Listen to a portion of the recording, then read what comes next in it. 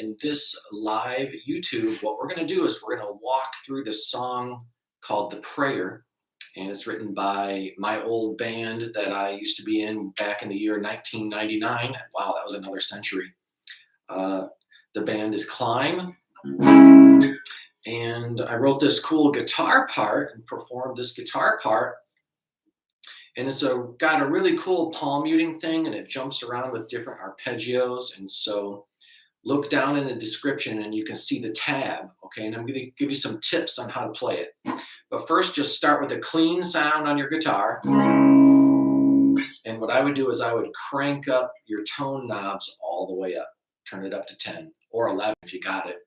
And then pickup switch all the way down. So then that way you get the most aggressive sound, right?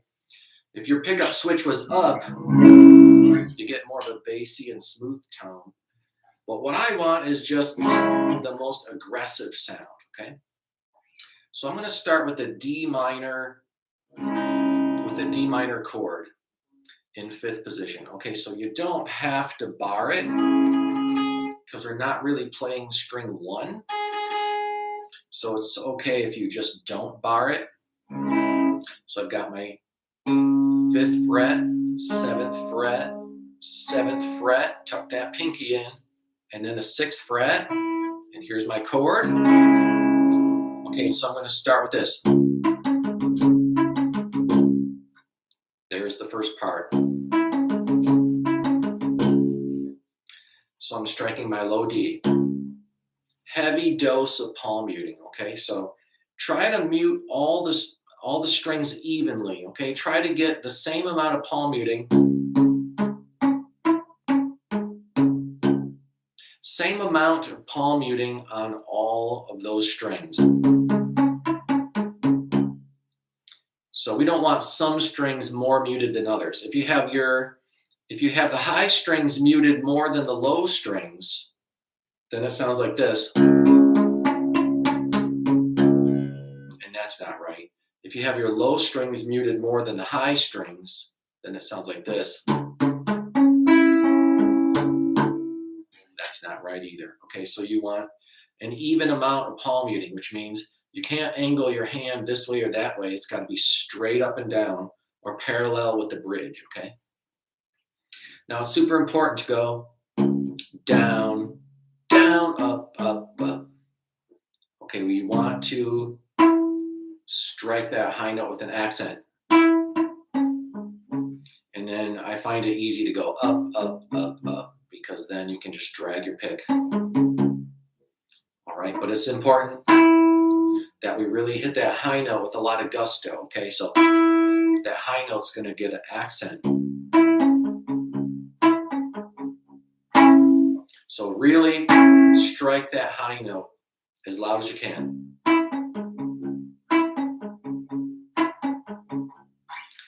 All right, so my other tip, this is more of like a songwriting tip, is that I begin with the low note, the low D,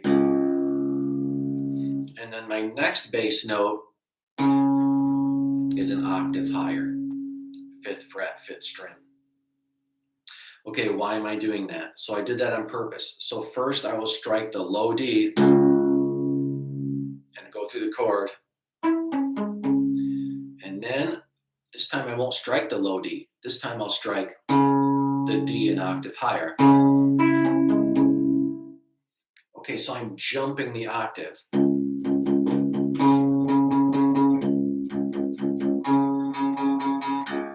Starting with the low octave, then jumping to the high octave, right?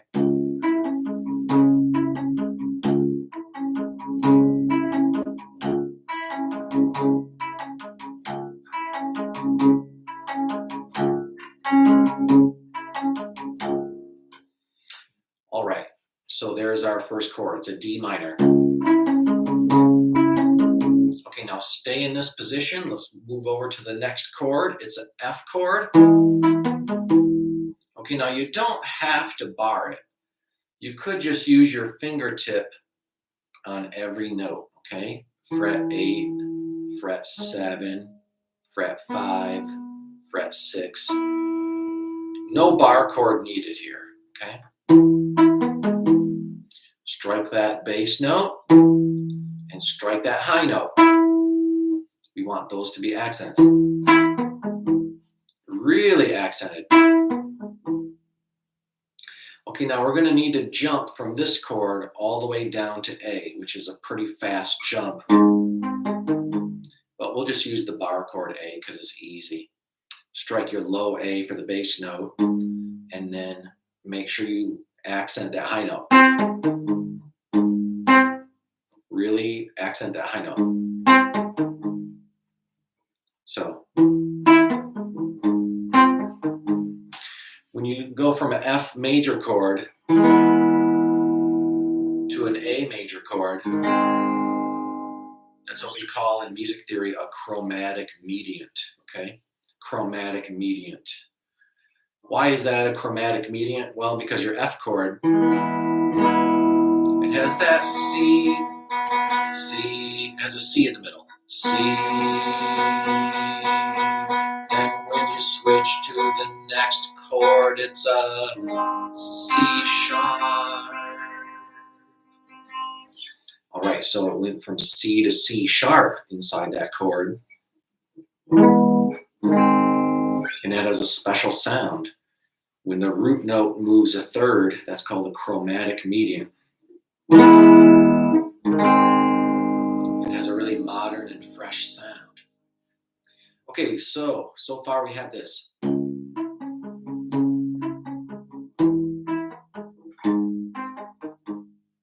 All right, let's continue. So then the next chord is an F.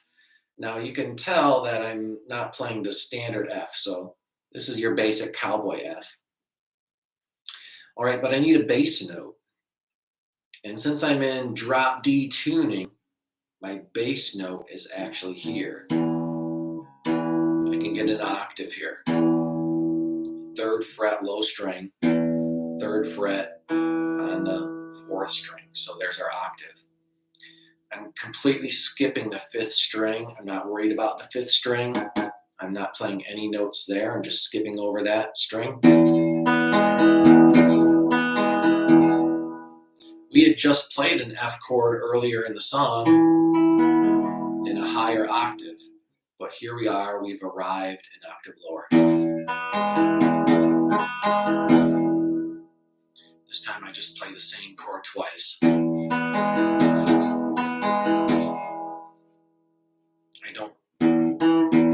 I don't jump octaves in the bass note this time. This time I just play the F the same way twice. All right, now it's going to be pretty convenient to get the C. Here's a C cowboy chord. Hey, no surprises there. That's probably the first chord you ever learned. That was easy. Okay, now we need an E chord. Oh boy, but we're in drop D tuning. So an E chord looks a little weird with the fingering. You got finger 1. Normally you'd put finger 2 here, but in this case, you're going to put finger 3 like this. Skip over the A string, 2nd fret on the low string. So here's my octave again. Okay, and one thing that's a little bit challenging is if I want to play the 5th string, I'm out of fingers. And so what I could do is I could take this finger and I could fat finger it. I could maybe push 2 strings with the same finger. So perhaps my middle finger could squeeze the 6th string and the 5th string, and I could get both of those notes in there. So you're kind of smashing your fingers down on this chord. I'm essentially trying to cover 3 strings with 2 fingers. Okay. And there's my E chord. Okay, what an interesting chord progression, because it goes from this E major chord right back to the beginning, which is D minor. Okay, so there's an interesting chord progression right there. E major to D minor. All right, it's like a 5 of 5. 5 of 5, but there's no 5 in there. Okay, anyway, you could just say major 2, minor 1. Okay, so here goes the whole riff real slow. It's in 3/4. So 1, 2, 3.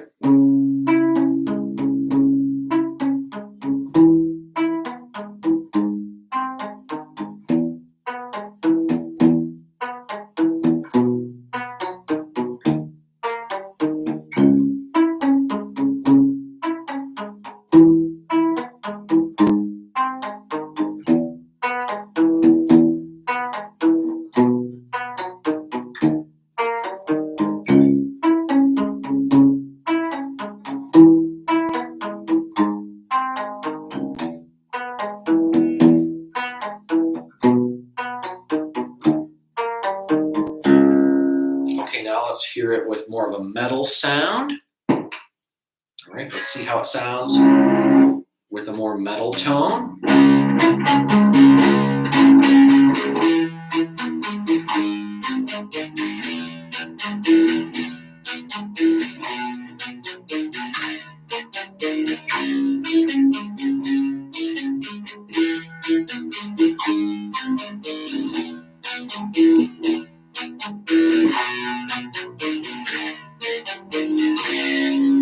Now faster.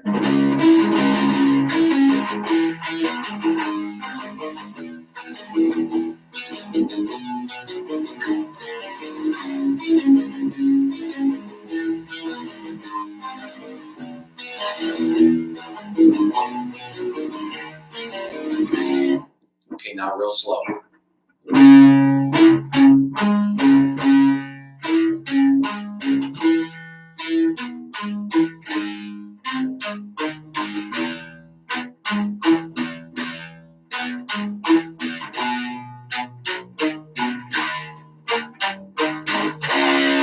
Okay, so here's really the secret of getting through this one smooth and fast, and that is the one finger per fret rule, or one finger at a time, or you could say just in time fingering. Okay, so if you're trying to hold the whole chord and hold the whole chord, hold the whole chord, hold the whole chord, whole chord. Okay, so that's how you strum. That's how you strum your folk songs and cowboy chords. If this were a strumming song, I would have to have all the fingers down on the chord, and I'd have to have all the fingers down on the chord. I have to have all the notes ready. Wait, I gotta get all the fingers ready. Then I would strum. Okay, but this is not a strumming song. This is not a song where you need to have the entire chord all formed with all the fingers before you begin to play. Instead, think of it this way. As I begin the song, what finger do I need? Well, I only need this note. What finger do I need now? This one. Where's the next note? Oh, this one. What note do I need next? Oh, this one. Okay, so you could just go. You could play each individual note as you need it, one at a time. You need this note. You need this note. You need this note. You need this note. So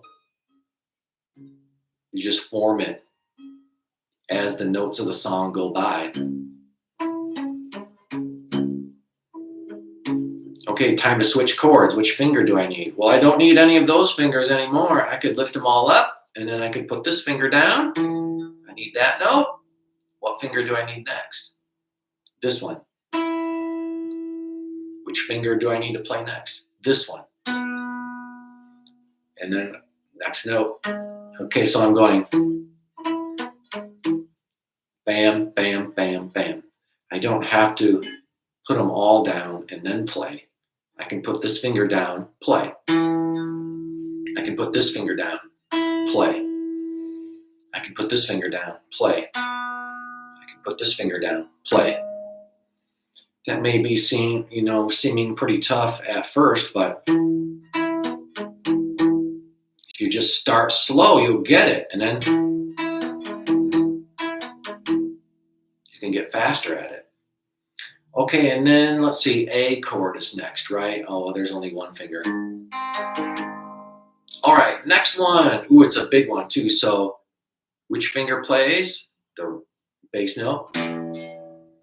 Where's the next note? Over here, finger 1. Where's the next note? Finger 2. Where's the next note? Pinky. So you just build it. One finger at a time. Finger 3. Finger 1.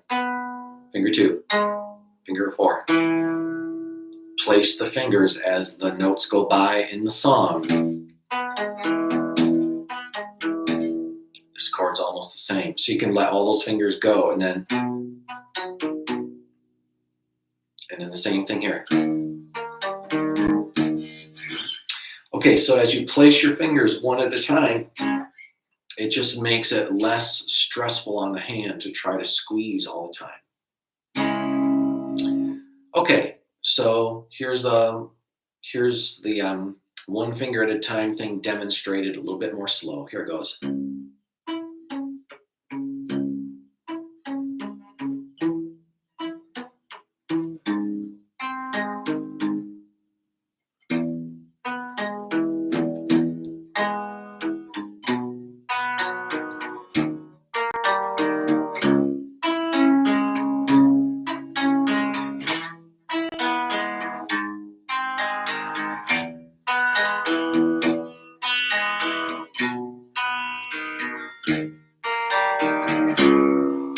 Okay, now later on we get to the chorus and you do strum the strings. Okay, but since we're going into a metal sound and we're playing basically heavy metal, I've changed some of the fingerings to reflect that sound. Okay, so I'm starting on the chord that you know. Okay, but I feel like this F chord doesn't sound very metal. I don't think that sounds very metal. Okay, so I'm going to just play an F power chord. It's much more clear. Okay, why is it more clear? Well, the other chord, the other F chord that we played before, 8, 7, 5, 6. Okay, this has the third of the chord right next to the root note. It actually has the triad here. F, A, C. The third is right next to the root. So we have the third of the chord basically in root position there. Okay, but when you play a F power chord, what have you got? You got root, fifth, root. The third isn't there until all the way at the top. It's a 10th up there. It's way at the top. The third of the chord is over an octave away from the root note. And so you get more of a clear sound when you play with distortion. Okay, anyways, so D minor, F power chord, A chord. Okay, and then instead of this F cowboy chord, I'm going to play an F bar chord. And here's why I chose that. Because I don't need to play the third of the chord. I can just play a straight ahead power chord. F, C, F, C, F. The end. No third. It just sounds more metal that way, okay? Listen to it. Here's the F cowboy chord. Here's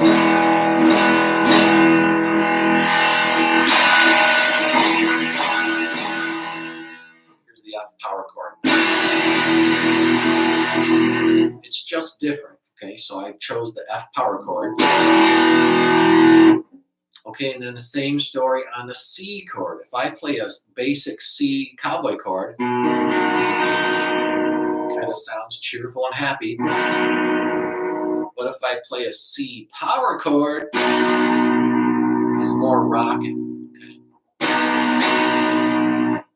And then you know what I'm going to do on the last chord. I'm going to change it from the cowboy version to the power chord version. Since I'm in drop D tuning, it's easy because I'm just going 2nd fret, 2nd fret, 2nd fret, 4th fret, 5th fret.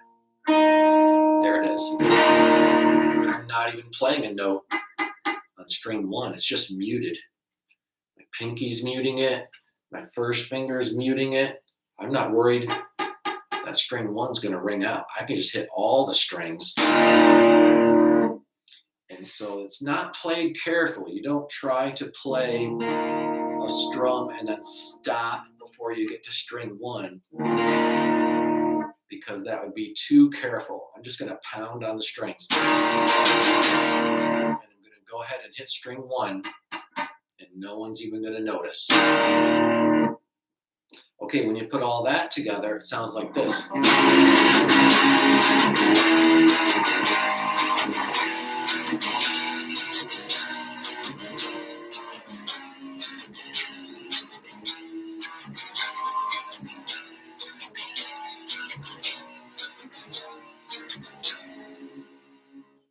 Okay, you'll notice a couple things. So I very rarely ever use my thumb on the guitar. Very rarely. I don't teach that to students because I don't want them to develop the habit. But, however, every once in a while when you play an A chord, every once in a while when you play A, it sure is handy to stop that low string, okay? I'm going to stop the low string from ringing, see? Low string's dead. No notes on the low string, okay? Completely out of the picture. 5th string sounds good. 4th string sounds good. 3rd string sounds good. 2nd string sounds good. 1st string, I'm not squeezing it all the way, okay? I'm not fretting it. I'm allowing my finger just to be on the string, but without squeezing. So that string's not part of the chord either. Okay, so with my pick, I can just club the strings like a caveman. And the notes I want to sound out, and the notes that I want to be dead are completely dead. So I don't have to strum carefully. I don't have to try to miss strings. I don't have to strum a certain way or try to be very careful about how I'm doing it. I'm just rocking it. Okay, so on the A chord, I'm using my thumb up there so that the low string doesn't ring. How does it sound if the low string does ring on that chord? Oh. It sounds like a wrong note. It sounds like I played a chord and I put the wrong note in the bass. That's not the sound I want. Okay, so you'll also notice that when I played it, there was some of this. Okay, so just take your fingers really lightly and lay all 4 fingers on the strings, but don't squeeze. How does that sound? Like that. Does it matter where you go? Nope, you can do it anywhere, see? It doesn't matter what fret you're on. It just makes a drum sound. Okay, so what I'm going to do is as I transition between chords, I might do some scratches, okay?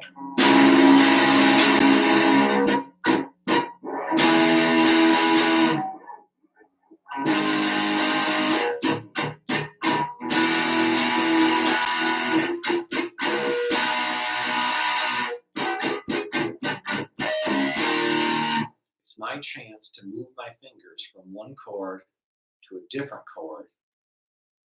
Listen to what happens. I play the chord. Now listen to what happens as I move my fingers from one chord to another.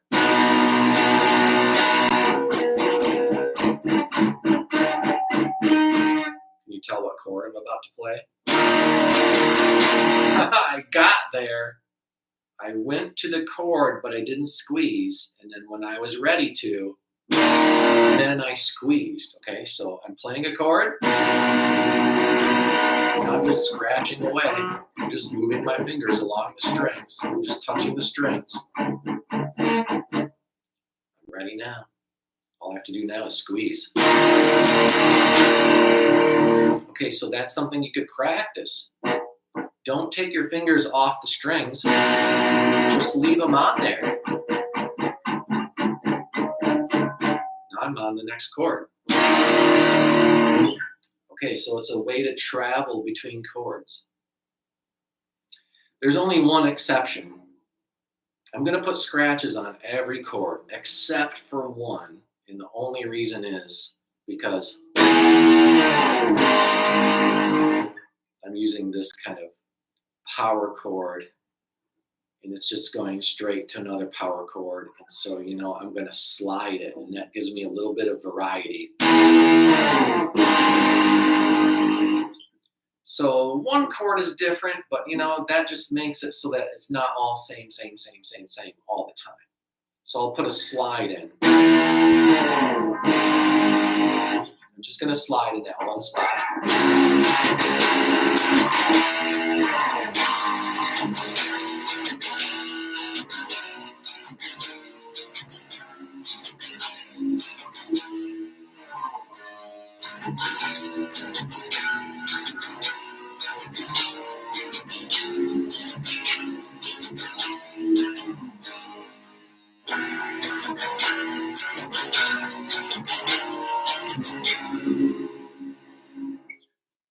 There we go. Okay, there is more to that song. You know, there's that little lead part that sounds like.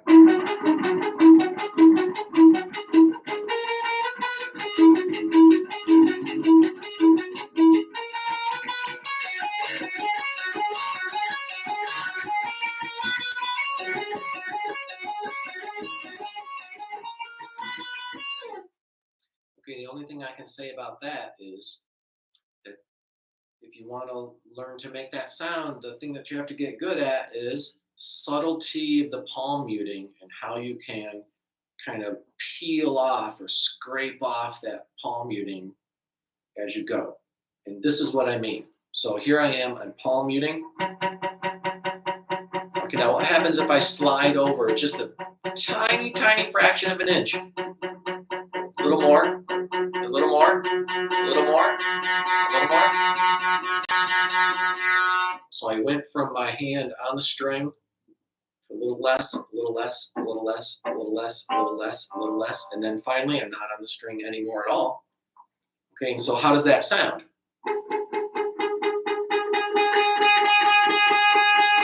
Practice it the other way also.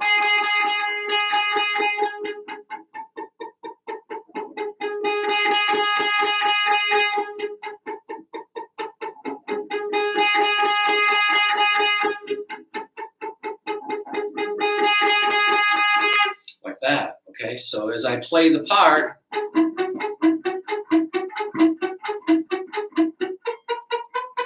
going to move over a little bit. See how it opened up a little bit? Then I'm going to move over a little more. Then I'm going to move over more. I moved over so far, I'm not even on the string anymore. Okay, so I had all these different shades of gray. It wasn't just black or white. It wasn't just, yes, I palm muted. No, I didn't palm mute. There's all these shades of gray in between, right? And so use all of those different shades. So start here, move over, move over, move over. And so you kind of grow the sound. It rings more and more as you go. Okay?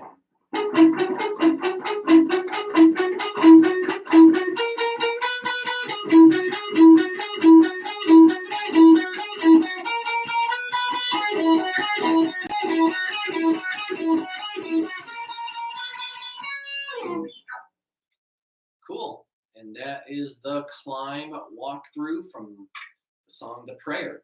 Watch that video. The link is in the description. All the tab is there. And so if you want to write a chat and ask any questions, I'd be happy to show you more. My name's Andy from BeyondGuitar, and hope you enjoyed this live demonstration of that song. I'll do another one next week. Thanks for tuning in, everybody. See ya.